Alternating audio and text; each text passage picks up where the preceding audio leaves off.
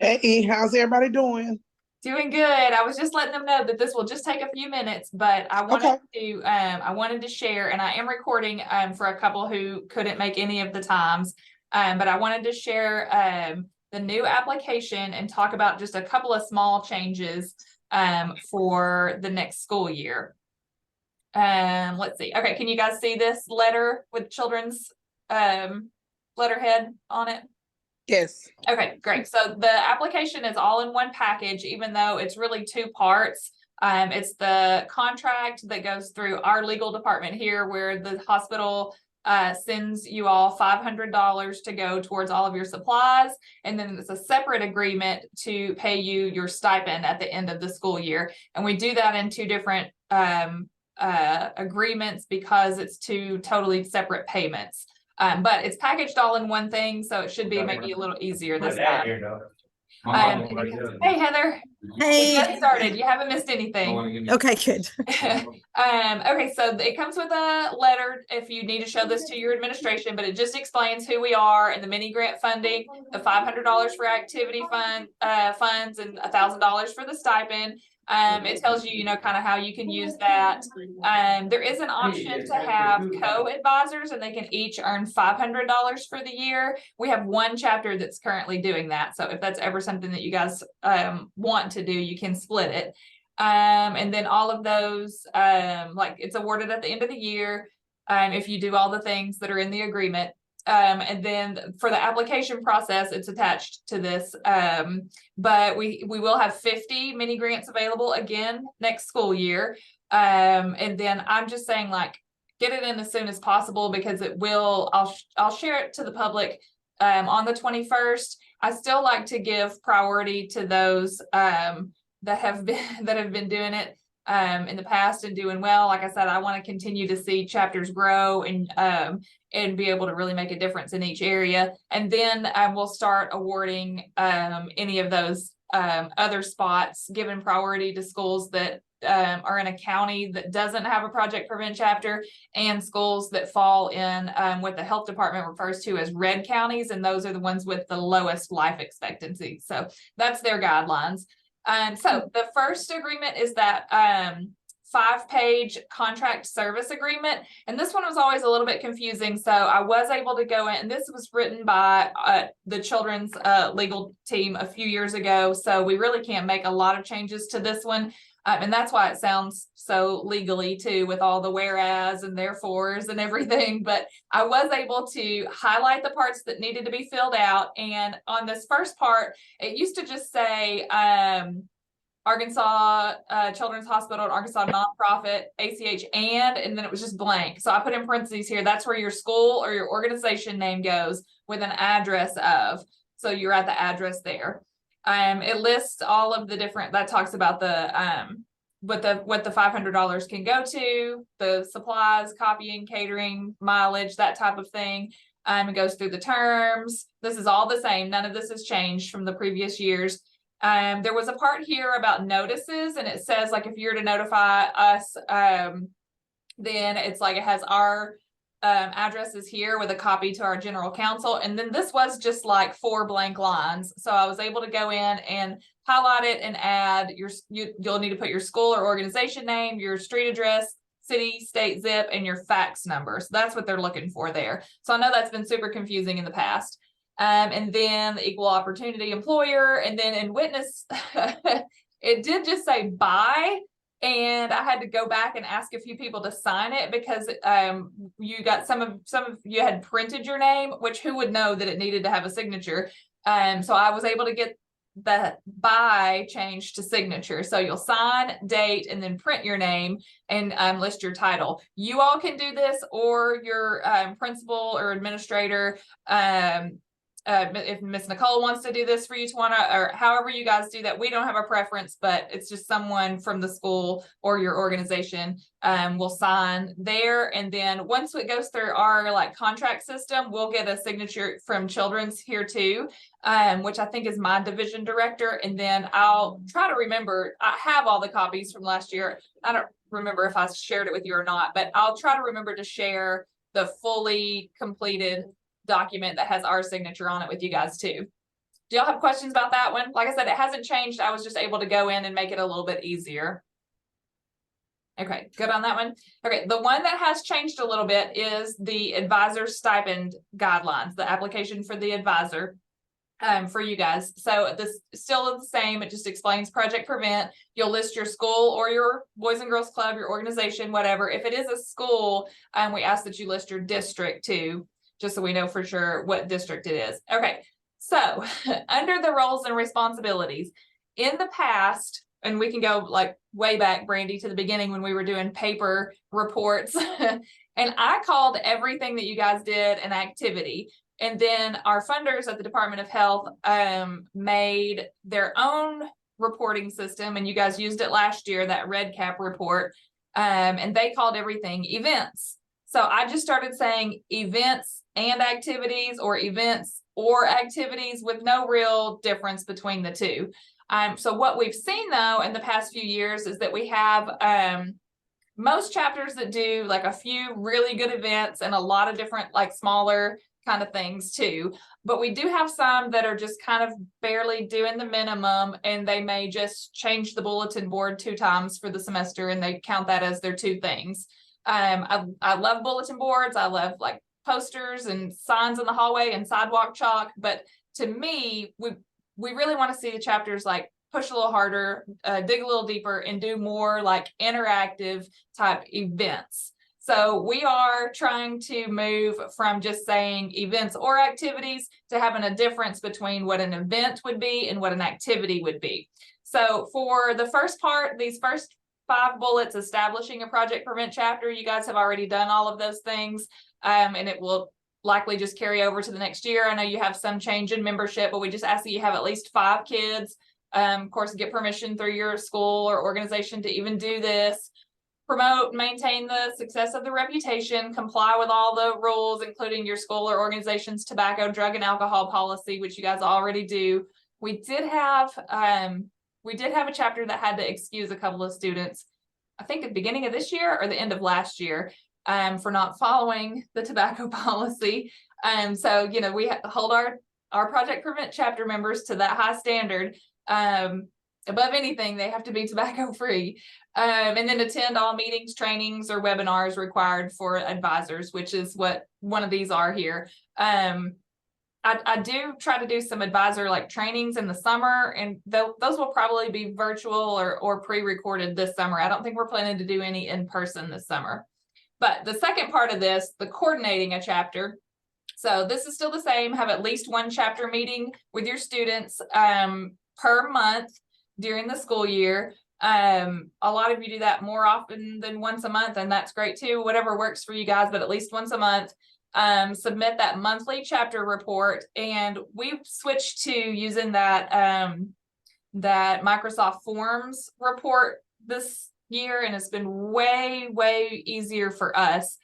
We still have to use that REDCap report that the Department of Health has provided, but we send the Microsoft Forms, and Leah goes through and puts your Microsoft Form report information into that REDCap report. What was happening last year is I couldn't access everything in that REDCap report, so I didn't have a really good understanding of all the things that you guys were doing.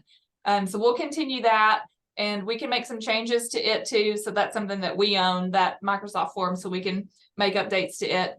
Watch live or the recordings of all the Project Prevent online statewide meetings. There's 4 per semester. Okay, here's where it gets a little different. Host a minimum of 2 chapter events per school semester and a minimum of 2 chapter activities per school semester. So it's going to the minimum of 4 things a semester instead of 2 things. But we have really talked about how we want to make this as easy as on you guys as possible, with still, you know, reaching our goal of just having more interactive things going on. So we're going to, when we update the toolkit this summer, we're going to list certain several events and put them in the toolkit, kind of like you would see on a lesson plan. So it may say like the name of the event, how long it would take, how many students it would take, the supplies you would need, that type of thing, and just like a description of it. So if your event is hosting like an interactive table at a football game, and your interaction is having them sign pledge cards so that they could win a prize or whatever, you could add an activity to that by also passing out materials.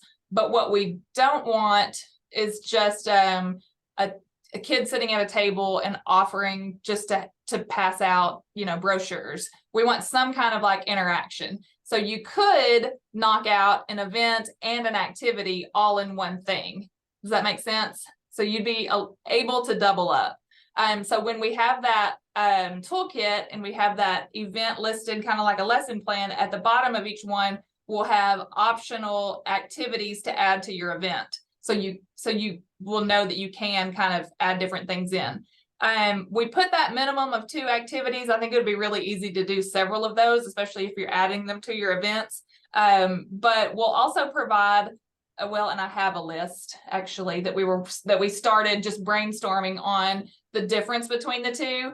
So events, in my mind, is like presentations that you guys do to either like the middle school kids, or to reading those tobacco prevention books to the elementary kids.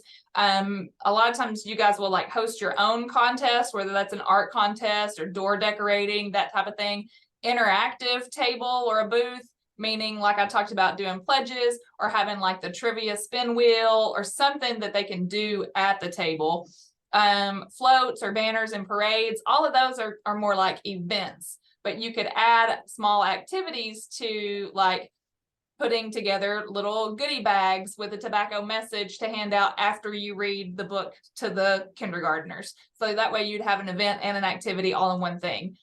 Posters, sidewalk chalks, and all these things, all these activities could be done standalone, but you could also have the option to add them to an event. I hope that makes sense. But just like handing out things or doing like announcements or making posters, promoting our contests like the Ready, Set, Record and My Reason to Write and Drawing for a Difference, we really need your help with that. Love that you guys do that, but that would be more of just like an activity rather than hosting some kind of an event. And then participating in ours, like if your chapter makes a Ready, Set, Record video, that would be an activity. But if you wanted to turn it into an event, you could like set up a time to like share it or show it to all of the middle schoolers or whatever. So we'll help you guys come up with a lot of different ways to make it easy. The whole purpose is just to make sure that we're, like I said, kind of just pushing a little bit harder to have more interactive things going on. The only things that we could really think of that just doesn't count is if you attend our conference or if you come to the Ready, Set, Record Film Festival. If you just come to something that we put on, that's not really an event that chapter hosted.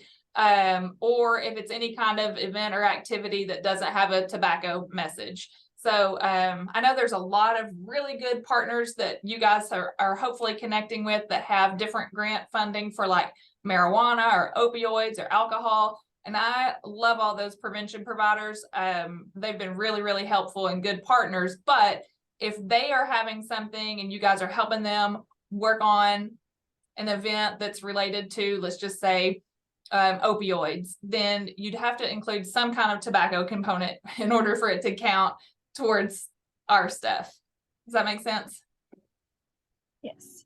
Okay, so that was the major change. And it just says that a list of pre-approved events and activities will be provided to you guys. And like I said, we're going to put them in a way that's hopefully easy for your students to even look at it and say, okay, here's what we need, here's what we do.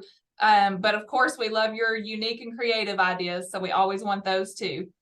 It just talks about the chapter funds. One thing that we'll add to the monthly report is just for you to list anything that you've purchased. We don't collect the receipts because we just ask you to hold on to those in case we're ever audited and need to, but it would just be kind of a lot for us to try to collect all of those from you guys. But I think we've had some chapters this year that look up and it's April and they haven't spent any of the money. So we want to avoid that if possible. We want you guys to be able to spend this money. It's not intended to carry over to the next year.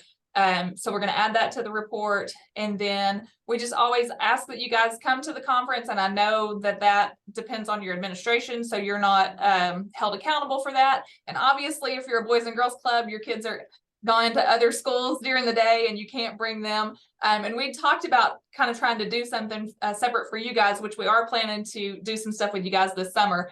But I wanted to go ahead and tell you for the conference, let's see. I don't know how much this helps any of you actually, Lacey, Brandy, and Heather, but we are planning to do, instead of one big one, we're going to do 3 smaller ones. So one in probably Harrison, to try to pull in like our Mountain Home, Harrison, Berryville, Green Forest, kind of Northwest people. One in Jonesboro. We have a lot of chapters up in Northeast Arkansas, and then our Central Arkansas one will either be here in Little Rock or maybe in Hot Springs to help kind of pull the southern part of the state and central chapters together. We are doing away with the virtual option. This was our solution to be able to stop doing the virtual option. But we will have like 3 smaller conferences. When I say smaller, I'm hoping that we still have 200, 250 kids at each one. So they won't be small.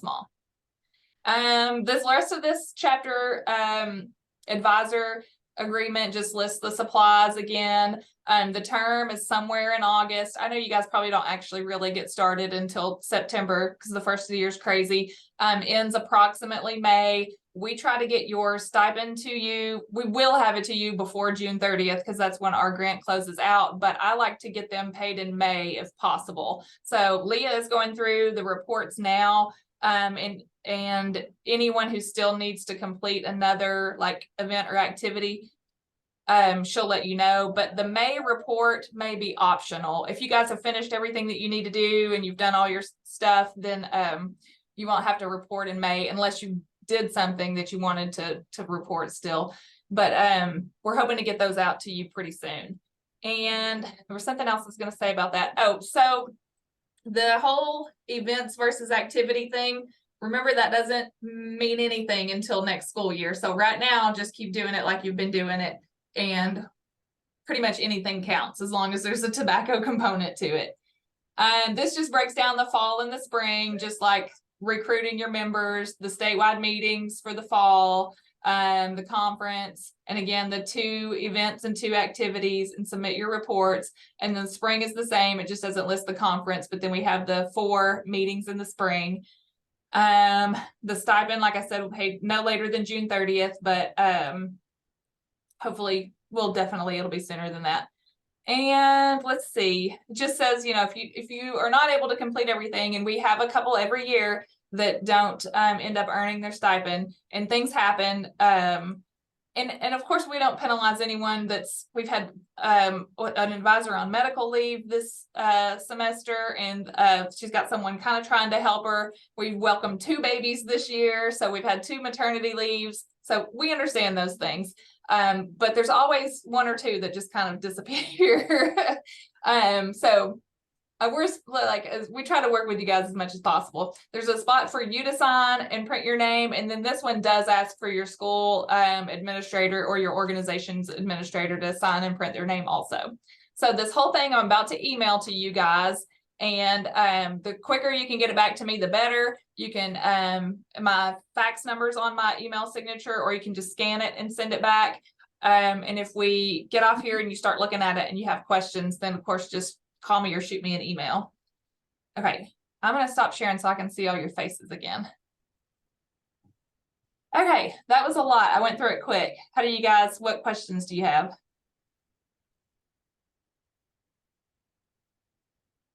Is anybody feeling a little concerned or feel like it's going to be more work, a little harder? No, I feel good about it. So like Red Ribbon Week would be an event, and then like the different things we did throughout the week would be activities. Yeah, probably so. I need to think about that because a lot of times you guys are able to knock out several things in that one week. Right. Yeah.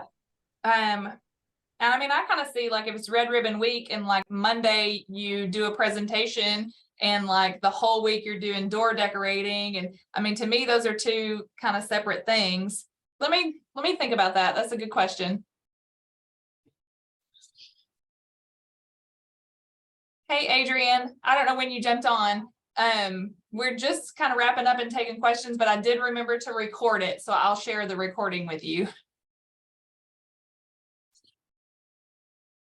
So Heather, Lacey, Tawana, how are you guys feeling? I'm good. I think I'm sorry. I feel great. I think that I may do some events and I just mark all mine as meetings, you know. Yeah.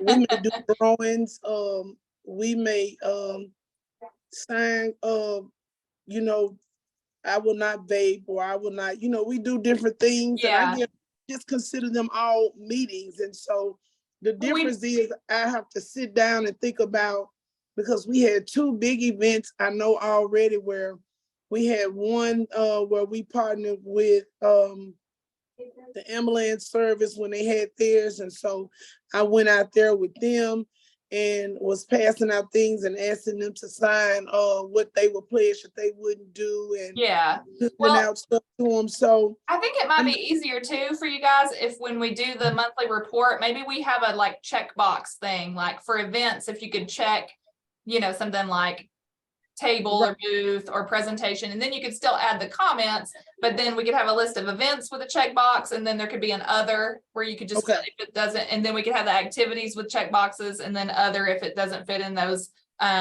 that I had pulled up. Okay. That might be a little easier for the report. We can easily do that. Is that Okay. Coach Mike? Yes. Hey, I was just telling Adrian, we've gone through it and we're just kind of wrapping up and taking questions. I do have to run out of here at 12:30, but I remembered to record, so I'm gonna send you guys the recording. Okay. The biggest thing, Adrian and Mike, that we're talking about is instead of just calling everything an event or an activity, we're making a difference of really considering certain things an event and certain things activities, and changing up the requirements so that you're doing at least two, you know, kind of interactive things each semester. And then, you know, some of those smaller things can go along with it. But we're going to work really hard to make the toolkit a lot more user friendly, so you can just flip through it or have your students flip through it and pick some things out that they want to do. And then each event will be laid out kind of like a lesson plan where you see the materials that you need, you know, how much time it would take, good places to host that event, whether it's like at a basketball game or, you know, during lunch or that type of thing. So we'll try to make it as easy as possible, but we also love all of your like unique ideas too. We don't want to take away the creativity for sure. Okay. If y'all get off here and are lost, just call me or email me. thank you. All right. Thank you guys so much. I'm going to share the application with you right now, and I'll send the recording link to all of you, even if you guys just need to go back and watch it. But I'll send the new application and the recording link right now. Thank All right. you. Thank y'all so much. Have a good rest of the week. have a good day. Thank you so much for doing the meeting. Thank Yeah. you. Yeah. See ya. And I do believe those lesson plans inside the toolbox will be a great help. So I Okay, good. so much. Yes. Good. We're gonna make it happen. Yes. Thank you so much. See y'all.